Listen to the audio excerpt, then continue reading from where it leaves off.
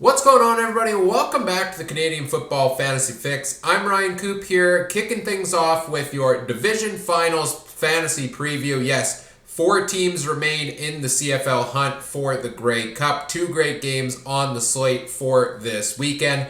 And I'm here over the course of the next couple of videos to go through each of the positional matchups for you. The available options of quarterback, running back, wide receiver, and defense. I'll also have a depth chart update on Saturday once the depth charts are out for this week as well. But here today we're kicking things off with the quarterbacks, talking about the 4 starting quarterbacks available. Let's dive right in. $30,000 is your cap space. You've got 5 roster spots to fill it with. Quarterback, you have 1 choice to make out of 4 starters. None of the backups to me this week really merit, being chosen as a backup option, as, a sneaky play. So it really comes down to these 4 starters here. And let's go top-down price-wise on them. Zach Collaros is the most expensive quarterback available. It makes sense. He's an MOP candidate and is likely going to win the MOP award this year, I would imagine. $9,738 is his price. He's averaged 15.5 on the season. What you're looking for from him to get full value, I deem that as 2.5 points per $1,000 you spend on him. 24.3 points is what you need out of Zach Collaros. What has he done lately? In his last 3 games, 22.7, 19.2, and then 2.9 against Calgary, but that was only playing like a quarter and a bit for Collaros. Collaros is a yellow light option for me this week. I think he is honestly probably the best option available at quarterback here on the slate. Certainly he has the best matchup, I think. I think his matchup is the best one of these 4 quarterbacks.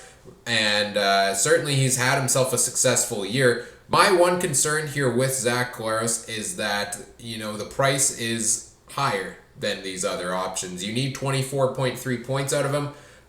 He has hit that total once this year. He's hit over 22 twice, which was against BC in both games. Other than that, his peak has been around the 19-point range. So I don't think Collaros typically, he's not a guy who's typically going to hit you full value, but he is typically a pretty safe play at quarterback. You're going to get 200 plus yards out of him generally in a game. You might not hit 300, but you're going to get a couple touchdowns typically out of him as well. So I think Collaros is a potential good play here and is one of the better from a consistency standpoint. But I don't think he's the type of quarterback, especially with Andrew Harris gets back in the lineup for Winnipeg, that is going to put you up, a 30-point week potentially. So that is my take on Collaros. Jeremiah Masoli of the Ticats, $9,445. You are looking for 23.6 out of him to get full value. He's averaged 16.2 on the season in 10 games, facing that Argos defense, who have given up 17.7 on average to quarterbacks. Now, the Ticats have struggled a little bit at times against Toronto this year, especially in that Week 15 game, that big matchup for first place in the East that kind of just fell flat for everything Hamilton in that one. So there are some concerns there. I think Masoli certainly, has the offensive talent around him available to be able to put up a big game. I think Toronto is a team that we've seen hit and miss at times this year in terms of, really all sides of the ball, and you never know which Argos team you're going to get. But they've played the Ticats pretty tight defensively in 3 of their 4 games. So Masoli certainly, has the bet, I would say, of these quarterbacks, and given their matchup this week, probably the best, explosive potential.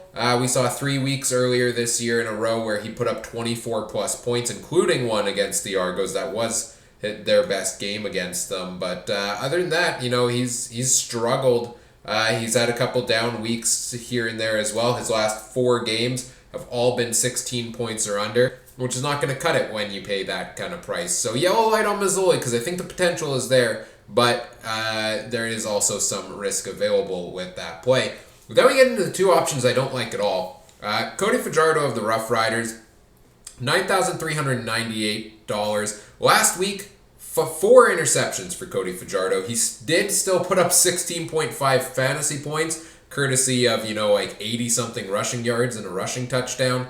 But the passing game was just not clicking, and that was against Calgary's defense, and they now face a Bombers defense that gives up, on average, only 11.3 a game to quarterbacks. Fajardo, if you look at his season, easily his worst weeks of the year have come against the Bombers. 4.5 and 8.5 in those two games. I think that might be the only times he's been under 10 points. So the Bombers have had his number a little bit, but granted, whose number haven't they had this year? I don't like the matchup for Fajardo. I don't think we've seen him really break a huge game in recent weeks. I mean, he put up 22 points against Edmonton a couple games ago, but other than that, you would have to go all the way back to week number 8 was the last time he crossed the 20-point margin. So, especially with the tight game against the Bombers defense, I don't like Fajardo as an option. I also don't like taking a chance on McLeod Bethel Thompson this week.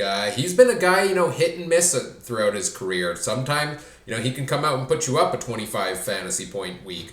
Or he could do what he has done as of late and put you up under 10 points or around that. Last 4 games for him, 5.5, 9.7, 9.7, and 12. He, has not had his fair share of good games as of late. He had one game against Hamilton back in week 10 where he did put up 22.7.